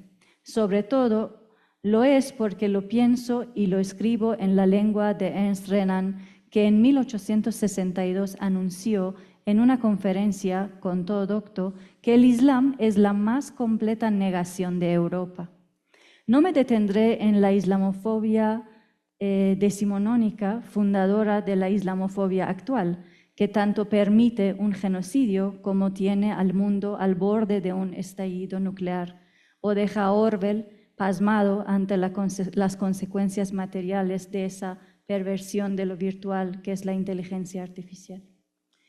Hoy quisiera señalar un aspecto utópico de la traducción que anida en la lengua árabe judía, que el academicismo orientalista llama judeo-árabe. Me remitiré a los versículos fundamentales del monoteísmo judío conocido como Shema, escucha, oh Israel.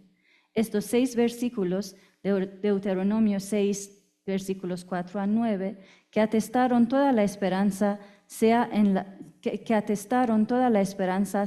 la mezuzá, señal de un hogar judío ubicado en la jamba de una puerta, o los tefilín, filacterias, que se enrollan en el brazo izquierdo y la frente. 6 versículos del Deuteronomio 6. Oh Israel, Jehová nuestro Dios, Jehová uno es. Y amarás a Jehová tu Dios de todo tu corazón y de toda tu alma y con todas tus fuerzas. Y estas palabras que yo te mando hoy estarán sobre tu corazón. Y las repetirás a tus hijos y hablarás de ellas estando en tu casa y andando por el camino y al acostarte y cuando te levantes. Y las atarás como una señal en tu mano y estarán como frontales entre tus ojos. Y las escribirás en los postes de tu casa y en tus puertas. La obediencia a los 2 últimos versículos explican esos símbolos judíos. La señal en la mano y los frontales entre los ojos del versículo 8 se materializan en las filacterias, mientras la escritura en los postes de la casa y las puertas del versículo 9 lo hacen en la mezuzá. Digo que en esa obediencia habita la esperanza, porque el imperativo del verbo oír y sobre todo el contenido es un freno contra la arrogancia y la disputa por la soberanía del único soberano del mundo, Ribon Olam. Ningún grado militar ni civil puede siquiera aspirar a ser soberano porque el versículo 7 impide el olvido de su unicidad, y las repetirás a tus hijos. Y en toda acción y posición deberá ser recordado, es decir, grabado en el corazón. Una vez recordado el fundamento del monoteísmo hebreo, evocaré la utopía que despunta en una traducción de este pasaje. Me refiero a la traducción en el siglo X en Bagdad que hizo Rabbi Saadia Gaon y que citaré a continuación. Bien, el texto escrito en hebreo y ya después en árabe, que dice: Ilam ya Israel, inna Allaha Rabbuna Allahul Wahid, wa uhbib Allaha Rabbuka mukhlisan bikulli qalbika wa nafsika wa wajdika, wa takunu hadhihi al-kalamat allati amuruka biha al-yawma fi qalbika, wa ahkikha لبنيك وأدرسها في حال جلوسك في منزلك وفي مسيرك في طريقك وعند نائمك وقائمك وعقدها علامة على يدك وتكون بين عينيك واكتبها على حدود فتوح منازلك وأبوابك.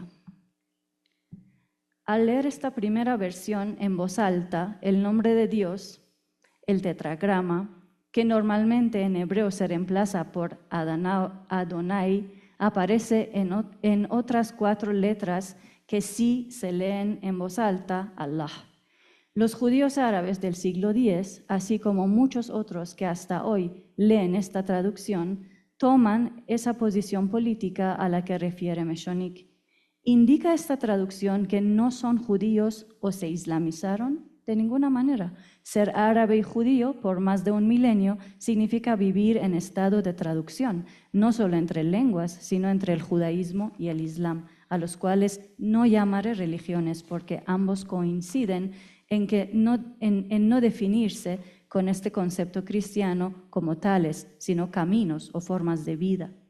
Tampoco se trata entonces del tan mentado diálogo interreligioso que tiene como moderador implícito a la cristianidad, que también supo criticar mi maestro Enrique Dussel.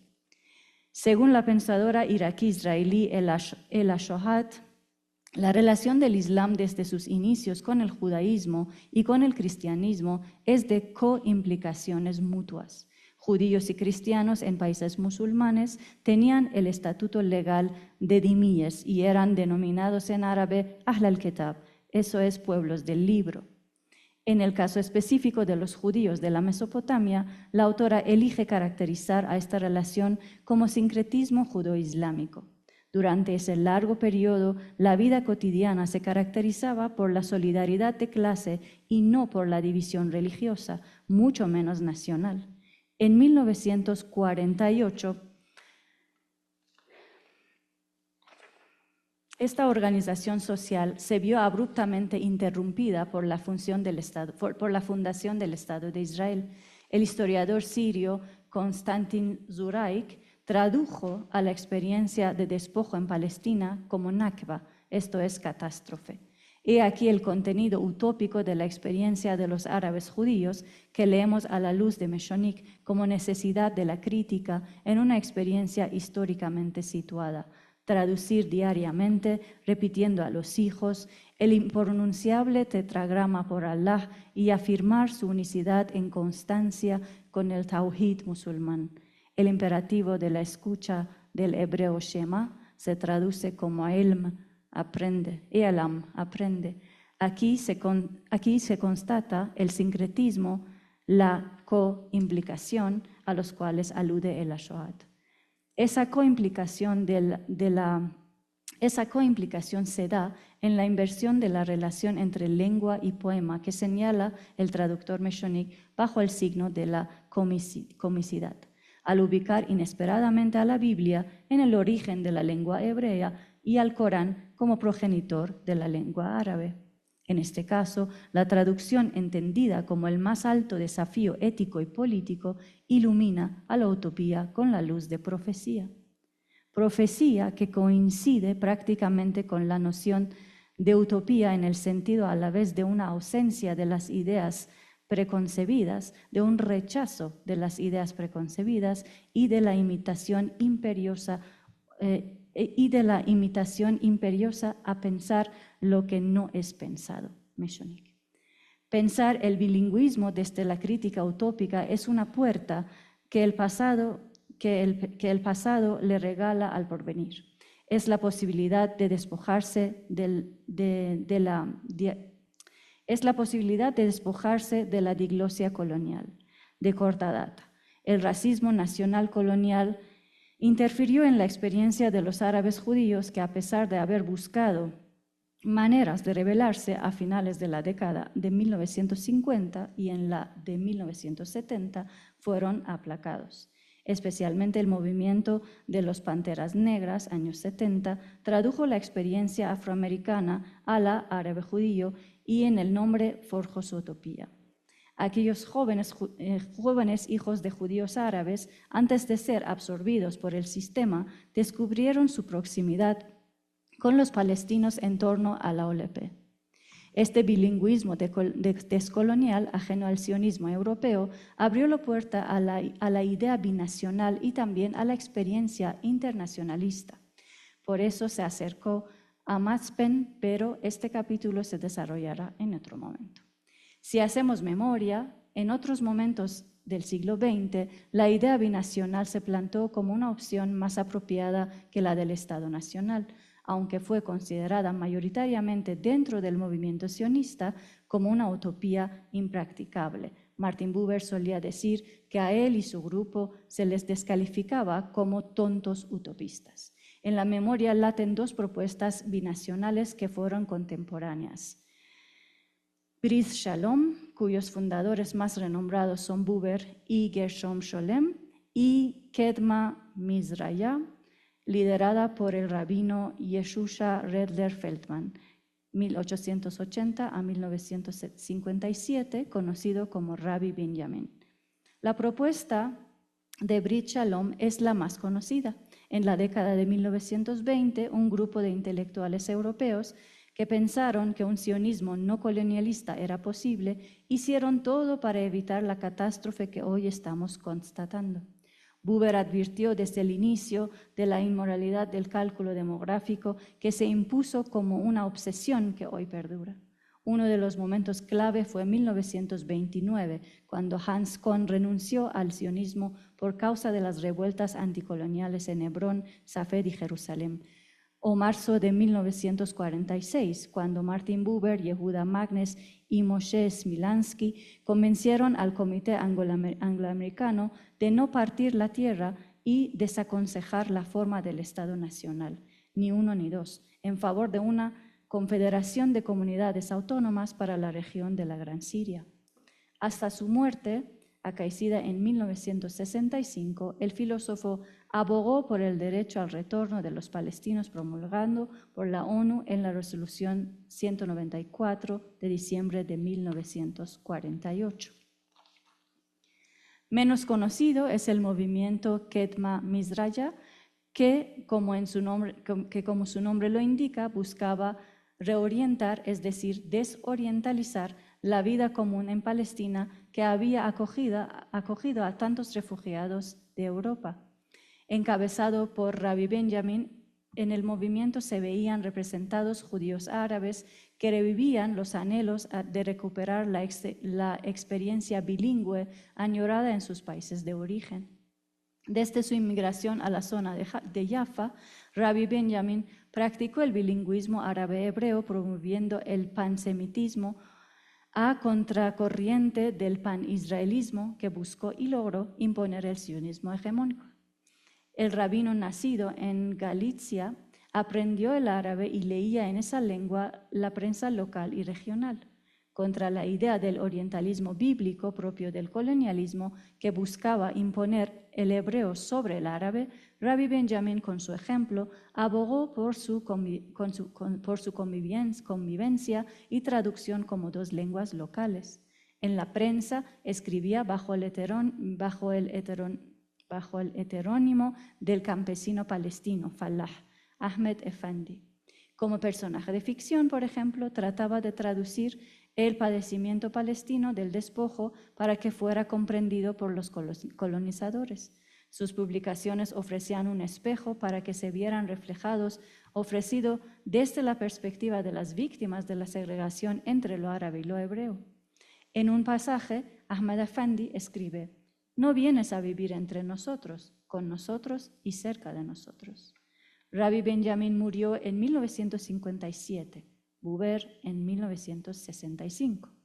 Los impulsos colonialistas de la sociedad israelí, incubados en una secularización de los peores pasajes bíblicos, con predilección por el libro de Josué, arreciaron en 1967. Sin embargo, la utopía bilingüe y binacional volvió una y otra vez. Cada vez que la hieren, se aleja, pero no desaparece, cura sus heridas y espera, paciente. Mientras la violencia crece exponencialmente, la obsesión demográfica desencadenó un genocidio de dimensiones apocalípticas. El binacionalismo agoniza. Sin embargo, la utopía de la traducción como potencia política sigue latiendo en la memoria, en la plegaria cotidiana, Shema Ailam, que recuerda la unicidad del tetragrama cuando se permite sonar bajo las cuatro letras de Allah, entre la Biblia y el Corán.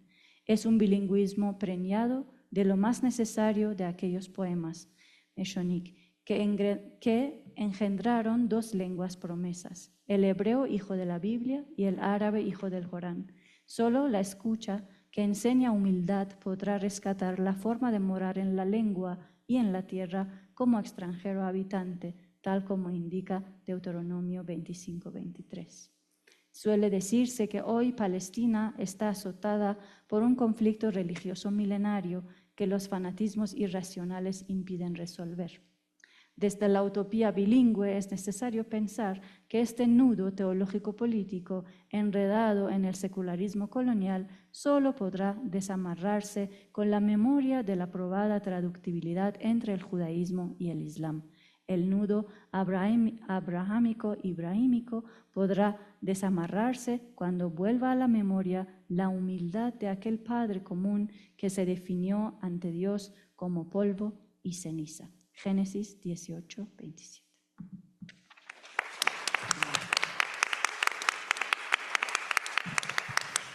Bueno, pues este aplauso para Shekufé que leyó y para Silvana también. Y sin más pasamos a una serie de preguntas, seguramente habrá muchas, para que aprovechemos los últimos minutos y tener una discusión. Sí, allá. Felicitaciones a la mesa por los trabajos presentados. Y para Eric, en cuanto a esta traducción sin caer en equivalencias que tendría que ver con también una apuesta por responder a un modelo de imposición, ¿no? Te estarías acercando mucho más a la intención por crear o darle una recreación justamente al texto de referencia. ¿Al texto de cuál? De referencia. De referencia. O sea, estás en una traducción y entonces tu texto de referencia que va a atravesar o va a tener un pasaje a otro uso lingüístico, no va a inclinarse por buscar equivalencias. Y eso tiene que ver con una postura política, ¿no? Sí. Sino que, y ahí está mi pregunta, si tú te estás refiriendo a una creación o una recreación, y ahí está toda la incidencia del traductor, ¿no? Claro. Sí, definitivamente las traducciones, todavía por decirlo así, las traducciones aljamiadas, pues, por decirlo así, ya trabajan con un texto híbrido. O sea, ya los textos que se van a llevar al aljamiado ya eran propiedad de dos tradiciones, al menos de dos tradiciones, las moriscas y la castellana. En ese sentido, ya cuando yo les ponía, por ejemplo, el poema de Yusuf, el Qasida de Yusuf, ya nos encontrábamos con una mezcolanza de términos. Ya nos encontrábamos con una hibridez no solamente de términos castellanos, sino que ya estaba impregnado del árabe desde antes. Entonces, cuando un morisco intenta llevar al árabe el castellano, está tratando de hacerlo como un gesto político, totalmente. No es una cuestión técnica, tampoco es una cuestión estilística. O sea, es una cuestión con profundas raíces tanto ontológicas como políticas. Y creo que también tiene esta vertiente ontológica de la lengua que casi no se tuvo el tiempo de mencionar aquí, pero no es lo mismo para un morisco escribir en árabe que escribir en castellano. Las implicaciones son brutalmente distintas. Nosotros, cuando nos acercamos a un texto como es la Biblia, sabemos que tiene implicaciones teológicas en el sentido de en el principio fue el verbo y que estamos ante una palabra de Dios, pero en sí el alfabeto no es sagrado. Para las comunidades musulmanas escribir en árabe sí se reviste de usos sagrados. La misma caligrafía es una práctica religiosa. Entonces, ya el hecho de estar escribiendo en árabe también es ejercer un diálogo con esa idea de la lengua sagrada como un vehículo para poder acercarte a Dios. Entonces, esto no es nada más como una suerte de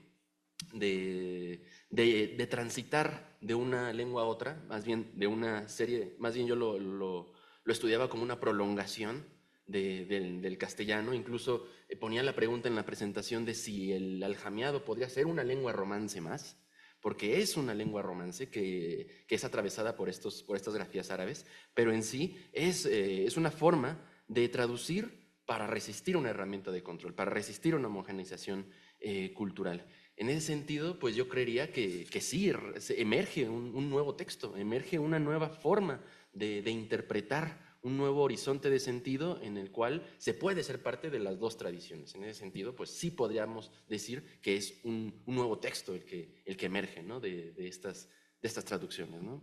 Espero haber respondido un poquito a tu pregunta.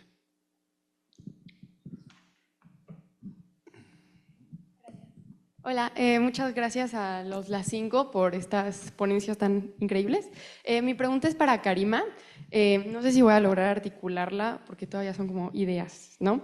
Pero mi pregunta es más o menos como, ¿cuál es la relación entre la Shuma y la secularización?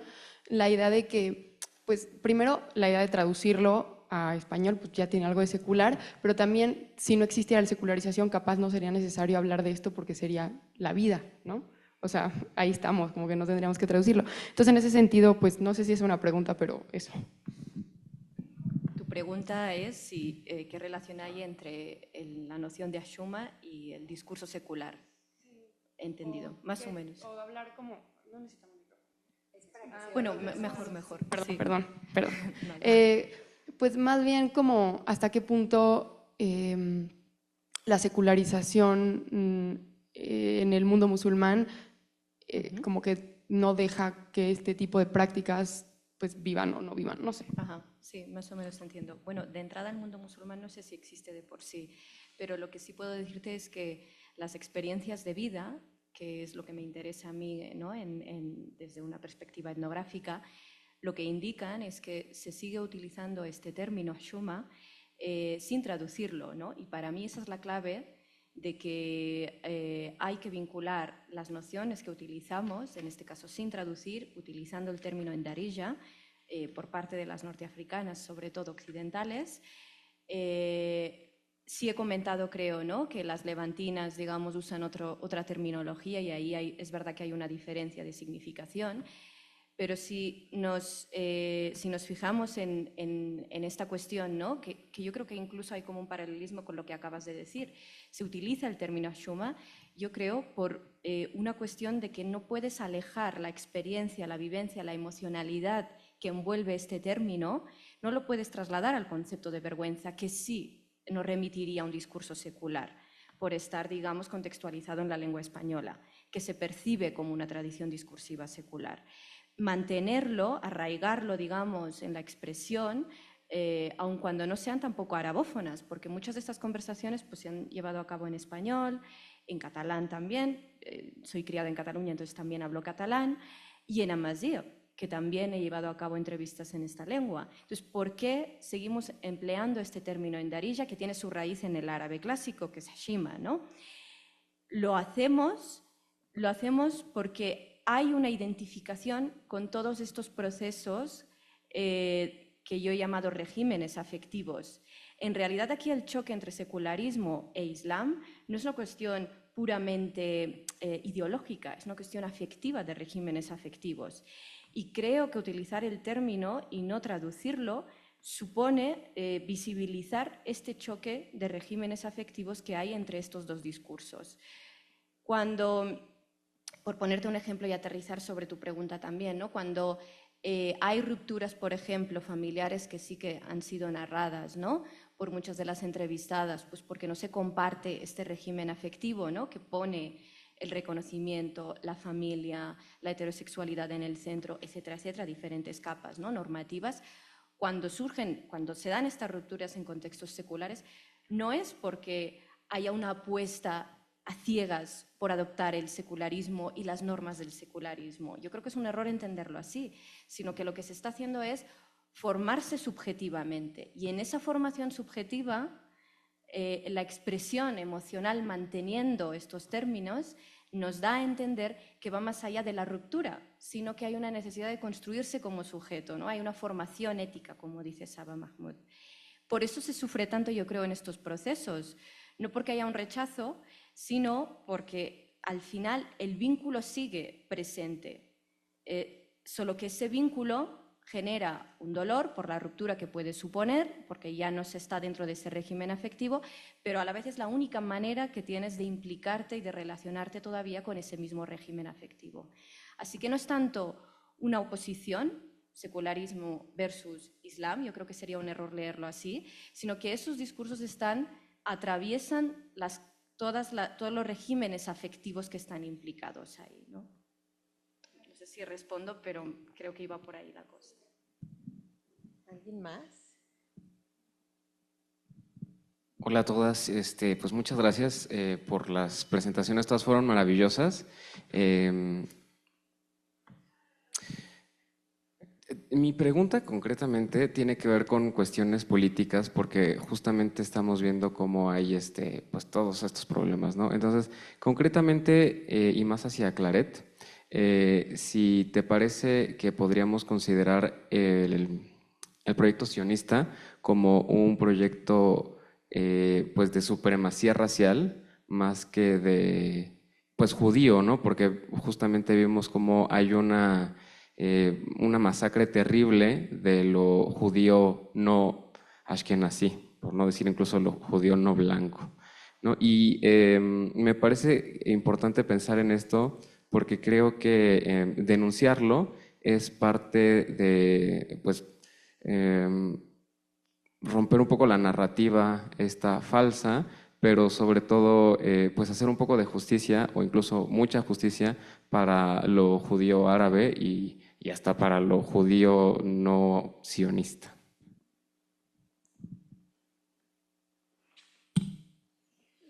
Totalmente.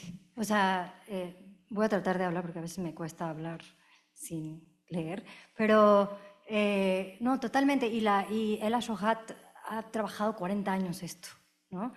En Palestina, Israel, ¿no? O sea, como que este vínculo, entre palestinos y judíos árabes, ¿no? O sea, como estos desplazamientos, cómo están ligados, que creo que poco se habla, ¿no? O sea, hoy, o sea, es algo súper relevante políticamente que se habla muy poco. Pero sí, ese debate ha estado muy situado, y eso es parte de mi presentación, ¿no? Ha estado muy situado y ha sido un debate, ¿no?, articulado en Palestina e Israel, lo que decía Silvana, como de las panteras negras. También ha sido un movimiento político. Y creo que, por eso digo que yo creo que fuera de esos discursos y fuera de articularlo como tal, también creo que en México, por ejemplo, el árabe judío, sin tener que ser articulado o determinado como un sujeto político, tiene también otras posibilidades. Pero yo creo que es parte, o sea, es parte del mismo, de las mismas, no sé qué palabra usar, pero sí, o sea, como es del mismo trabajo de Ela Shohat que ha hecho en 40 años y otras, ¿no? Otras autoras árabe judías, que también es un poco problemático decir árabe judío porque árabe es un término muy amplio, pero sí, no sé si contesté tu pregunta, pero yo creo que es súper importante. Bueno, muchas gracias a todos, súper interesante, hay 1000 preguntas, pero esta es tal vez una pregunta muy ignorante, pero quería saber si había una equivalencia entre la aljamiada y Yiddish, donde se usan un lenguaje más germánico, pero escrito con caracteres hebreos. La semejanza entre las dos. Yo creo que los dos podemos responder, pero bueno, yo respondería a esto diciendo que el término de aljamía empezó a usarse de manera muy laxa para tratarlo como simplemente transliteración, como una simple equivalencia gráfica, cuando en realidad tiene una profundidad conceptual, incluso hay toda una idea del discurso detrás de ello.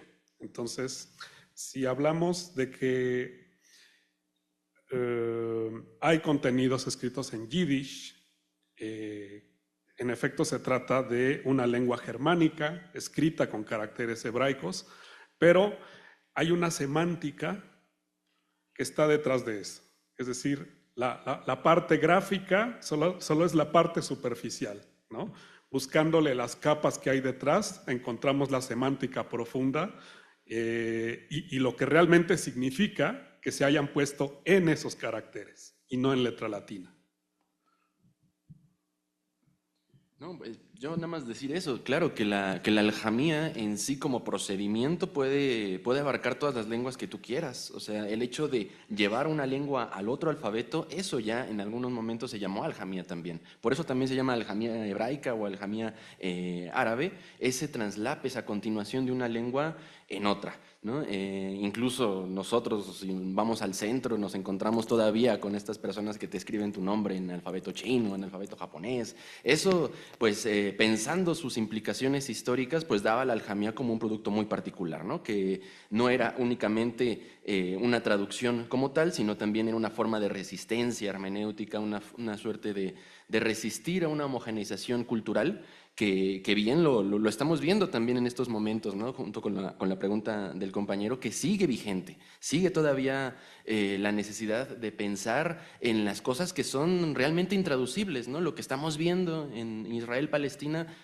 ¿qué término le ponemos, ¿no? Le ponemos genocidio, le ponemos guerra, le ponemos conflicto. Hay algunos estudiosos, como el abogado Rabé Echbaria, que dice lo que estamos viendo es Nakba, ¿no? Lo que está pasando en Palestina es Nakba, que es un término en árabe que se traduce como catástrofe, ¿no? Entonces, la Nakba va más allá de un evento histórico en 1948, sino que también se está propulsando conservar ese mismo término en árabe para poder elevarlo a un término jurídico. Que así como podemos hablar de genocidio, podemos hablar de holocausto, podemos hablar de Nakba. El Estado de Israel comete Nakba. Y ahí también podemos ver este uso de la traducción. O sea, cómo podemos conservar un término en árabe para poder nombrar una realidad para la cual se nos acaban los referentes. También eso también podría entrar dentro de este tema de las éticas de la traducción, ¿no? Que es lo mismo que usar Shoah en vez de holocausto, ¿no? Pero no, yo pensaba más como, no sé si es una pregunta, pero más un comentario a partir de la pregunta que haces tú, y creo que parte de lo que a mí me interesa mucho de lo que hace Claret, es que siento que es una trampa como que atar inmediatamente lo judío árabe al sionismo y a ese territorio. O sea, siento que parte de pues lo interesante y lo muy valioso, sobre todo pensando en traducción, es pensar que se está situando aquí, ¿no? En México, donde lo que entendemos como pues blanquitud responde a otras cosas, donde atraviesa menos por el sionismo quizás en este, digamos, como panorama judío-árabe, y atraviesa más como ciertas pues historias de la racialización en México, ¿no? Y de cómo México lee al judío árabe aquí y cómo eso determina pues cómo vivimos, dónde vivimos, cómo nos enunciamos, ¿no? Y no tanto a través de, pues sí, o sea, es muy distinta la lectura que hace, digamos, el sionismo del judío árabe que llega ahí desplazado, ¿no?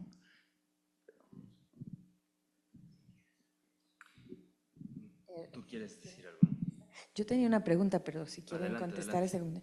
Bueno, es también para Eric y para José. Y mi pregunta es, ¿qué tan productiva es para ustedes la noción de híbrido, de texto híbrido? Porque, bueno, yo trabajo lenguas indígenas y lo que me he dado cuenta es que hablar de textos híbridos, en cierta forma, como que aplana el análisis porque quita toda la perspectiva política que hay y también la perspectiva diacrónica en el análisis de las lenguas, ¿no? Entonces, si ustedes han considerado otro tipo de conceptos o maneras de entender estos fenómenos sin utilizar o caer en esta noción de hibridez. Bueno, yo pienso que el problema es que se quede solamente en esa capa de análisis. Es decir, el concepto sí tiene un potencial analítico importante, porque incluso podemos hacer un análisis de las marcas epistémicas, un análisis cognitivo del discurso, en el que, por ejemplo, vemos cuál es la lengua principal del que escribe, qué tanto domina una u otra, en qué momentos pasa hacia un código y hacia otro. En un momento dado, en los escritos también se nota si el escriba sabe realmente del marco legal islámico, de los conceptos, o si solamente está como copiando un texto ya hecho. Es decir, todas esas marcas epistémicas, cognitivas, son visibles en el texto, pero justamente la hibridez no se trata solamente, por ejemplo, de adscribirla a la materia lingüística, básicamente en lo léxico. Muchos estudios que se hacen en aljamía estudian esto, es qué términos para nombrar ciertas cosas del ideario islámico no tienen una traducción o la tienen pero no se usan. Por ejemplo, ellos no dicen la palabra religión. En los textos moriscos lo que uno va a encontrar es el adín. ¿Por qué? Porque religión remite a una imagen cristiana, ¿no? Ellos, por ejemplo, hablan de chines. Los chines son los demonios, ¿no? Demonios entre comillas, porque justamente una cosmogonía cristiana sitúa a los jines como demonios, ¿no? Cuando son realmente otra cosa. Entonces, ¿dónde podemos ver esta hibridación? Bueno, justamente yo lo podría situar en esos dos niveles de análisis, pero yo pienso que por sí solo tiene que acompañarse de otras cosas para realmente decir algo acerca de la mentalidad que hay detrás. Claro, muy breve. Yo también estoy de acuerdo también en que hay distintos niveles de análisis y que a veces todas las categorías tienen sus problemas. En un primer momento, cuando yo me encontré con esta literatura, pues era una literatura de insidia, de subversión per se, periférica, incluso algunos lo estudiaban como literatura menor, ¿no? Literaturas menores, literaturas periféricas, que también a mí me resultaba cierto prejuicio para poderme acercar a estos textos mediante estas etiquetas. Lo que tiene de particular el término de híbrido o los peligros que yo veo es pensar que estas culturas, estas dos cosmovisiones, ya pueden ser separadas entre sí, o sea, pueden ser totalmente puras, heterogéneas, cuando ya si vemos a lo morisco, pues no es precisamente un árabe de Siria o un árabe de Alepo, o sea, ya estamos hablando de una cultura islamizada que pasó por el norte de Árabe, por el Magreb, y que también tiene referentes culturales de ahí, del Magreb. Y cuando llega a la península ibérica, ya trae consigo todo un repertorio que viene de muchos lados. Entonces, lo híbrido, por supuesto, que puede ser también problemático, y también en el sentido de qué quiere decir, para qué hacemos ese traslado de lenguas. En muchos sentidos, la aljamía se vio motivado por las primeras traducciones del Corán al español, que eso fue en primer momento lo que motivó de acercarse a la sacralidad de esa lengua. Y por otro lado, también ya se estaba viendo en el caso de Turquía, que Turquía no es una lengua en sí semita, sino que se usó también el alfabeto árabe para albergar la lengua turca. Eso también era un referente importante para entender la aljamía. Cómo es que esta estrategia política hacía deliberadamente híbrida, deliberadamente impura este ejercicio para poder mostrar ciertos usos políticos, en este caso de los alfabetos. Vemos que también los cuerpos, pero también los alfabetos, ¿no? Bueno, pues nos vemos obligados a concluir esta fascinante mesa. Muchas gracias a todas las ponentes y no se vayan porque seguimos con otras mesas igual de estimulantes. Entonces, sin más, pues un aplauso y nos vemos ahorita.